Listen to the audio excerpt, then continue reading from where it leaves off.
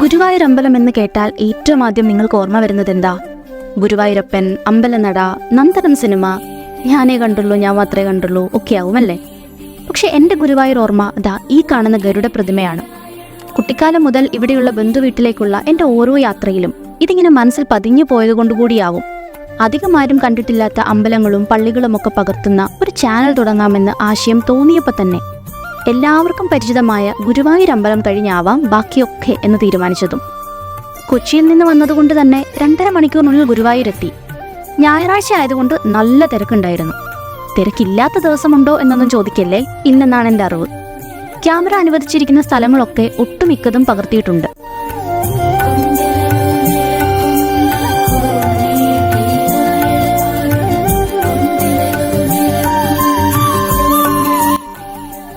ദക്ഷിണേന്ത്യയിൽ കേരളത്തിലെ തൃശൂർ ജില്ലയിൽ ചാവക്കാട് താലൂക്കിൽ സ്ഥിതി ചെയ്യുന്ന പ്രസിദ്ധമായ ഒരു ഹൈന്ദവ ക്ഷേത്രമാണ് ഗുരുവായൂർ ശ്രീകൃഷ്ണസ്വാമി ക്ഷേത്രം.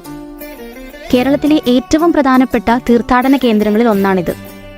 ഇന്ത്യയിൽ തിരുമല തിരുപ്പതി വെങ്കടേശ്വര ക്ഷേത്രം, പുരി ജഗന്നാഥ ക്ഷേത്രം, ബദരീനാഥ് മഹാവിഷ്ണു ക്ഷേത്രം എന്നിവ കഴിഞ്ഞാൽ ഏറ്റവും അധികം തിരക്കുള്ള വൈഷ്ണവ ദേവാലയവും കേരളത്തിൽ ഏറ്റവും കൂടുതൽ ഭക്തർ എത്തിച്ചേരുന്ന ക്ഷേത്രവും ഗുരുവായൂരാണ്.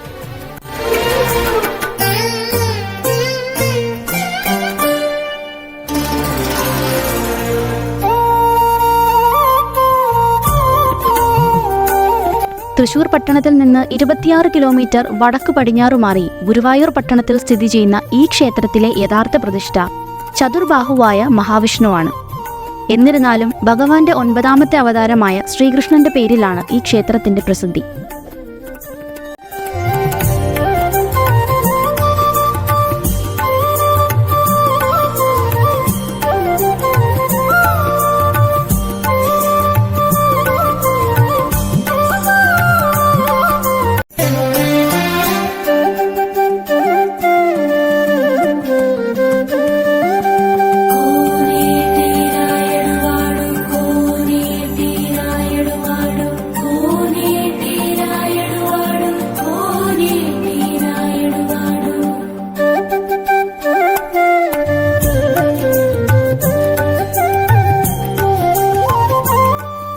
തൊഴാൻ നിൽക്കുന്ന സമയത്തൊക്കെ തിക്കും തിരക്കും കല്യാണ ഫോട്ടോഗ്രാഫേഴ്സിന്റെ ബഹളങ്ങളുമൊക്കെയായി നല്ല തിരക്ക് തന്നെയാണ് ചുറ്റിനും.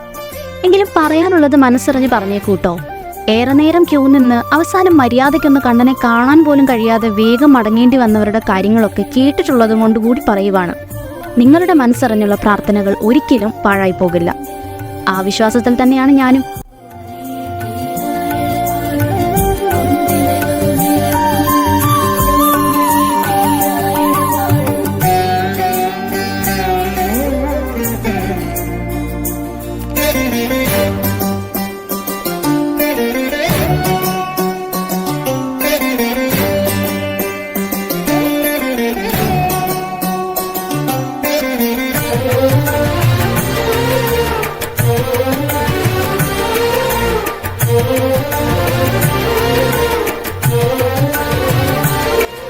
കൃഷ്ണനെ തൊഴുത ശേഷം നേരെ പോയത് ഗണപതിയുടെ പ്രതിഷ്ഠയുള്ളിടത്തേക്കാണ്.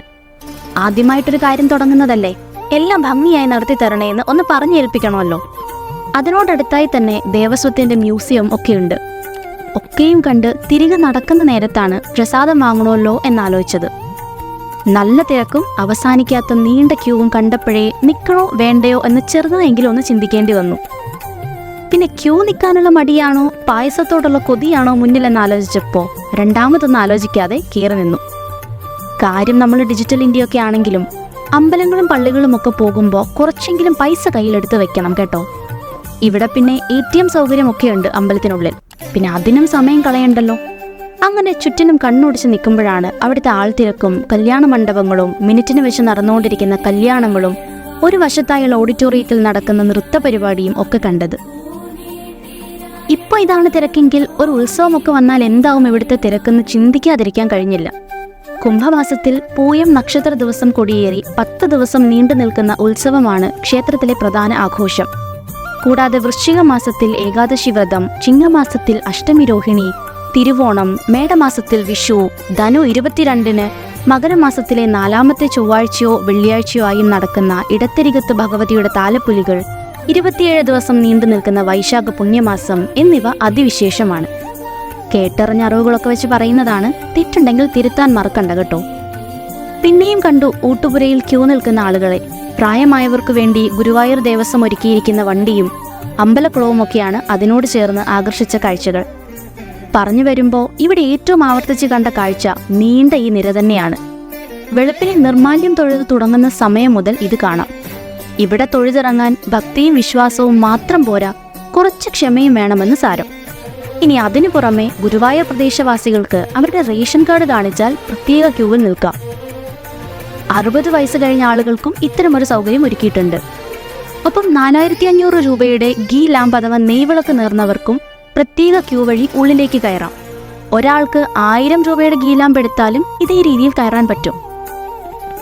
മ്യൂറൽ പെയിന്റിങ്ങുകളും തുളസിയും അരളിയും മുല്ലപ്പൂവും കോർത്തിണക്കിയ സുഗന്ധവും കല്യാണമേളങ്ങളും ഒക്കെ കൂടി അമ്പലത്തിനകത്തെ ഭംഗിയുള്ള കാഴ്ചകൾ ഓരോന്നും മനസ്സിൽ ഒന്നുകൂടി പതിപ്പിച്ചു. ഒടുവിൽ പടിഞ്ഞാറേ നടയിൽ കൂടി പുറത്തിറങ്ങി. നടക്കുന്ന വഴിയിൽ കണ്ട മറ്റൊരു കാര്യമാണ് തലേന്ന് വന്ന് സ്റ്റേ ചെയ്യുന്നവർക്കുള്ള ഒരു അഫോർഡബിൾ സ്റ്റേ. കുടുംബശ്രീ നടത്തുന്ന ഒരു സ്ഥാപനമുണ്ടിവിടെ. ഈ കാണുന്ന റേറ്റിന് നിങ്ങൾക്ക് ഇത്രയധികം ഫെസിലിറ്റീസ് കിട്ടും. ചുറ്റോടു ചുറ്റും പല ഹോട്ടലുകളും താമസ സൗകര്യങ്ങളും ഉണ്ടെങ്കിലും ഇതും ഒരു നല്ല ഓപ്ഷനായി കാണാവുന്നതാണ്.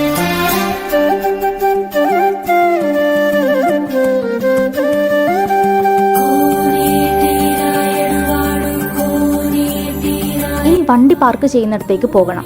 കിഴക്കേ നടയോട് ചേർന്ന് ഒരു മൾട്ടി ലെയർ പാർക്കിംഗ് ഫെസിലിറ്റി ഉണ്ട്. എത്ര വണ്ടികൾക്ക് വേണമെങ്കിലും സേഫായി ഇടാവുന്ന ഒരു സ്ഥലം. അവിടുന്ന് തന്നെ ലിഫ്റ്റുമുണ്ട്. അങ്ങനെ പുതുതായി തുടങ്ങുന്ന ഞങ്ങളുടെ സംരംഭത്തിന് എല്ലാ അനുഗ്രഹങ്ങളും ഉണ്ടാകണമെന്ന് പ്രാർത്ഥിച്ച് പകുതി ഭാരം അവിടെ ഏൽപ്പിച്ചിട്ടിറങ്ങി. അടുത്ത പകുതി കണ്ടുകൊണ്ടിരിക്കുന്ന നിങ്ങൾ ഓരോരുത്തരുടെയും കയ്യിലോട്ട് തരുവാണ്. കൂടെ ഉണ്ടാവണം, സപ്പോർട്ട് ചെയ്യണം. ഇനിയും ഏറെ കാഴ്ചകൾ നിങ്ങളിലേക്ക് എത്തിക്കാനുള്ള ഞങ്ങളുടെ ശ്രമത്തിന് please subscribe and comment your opinion. Thank you.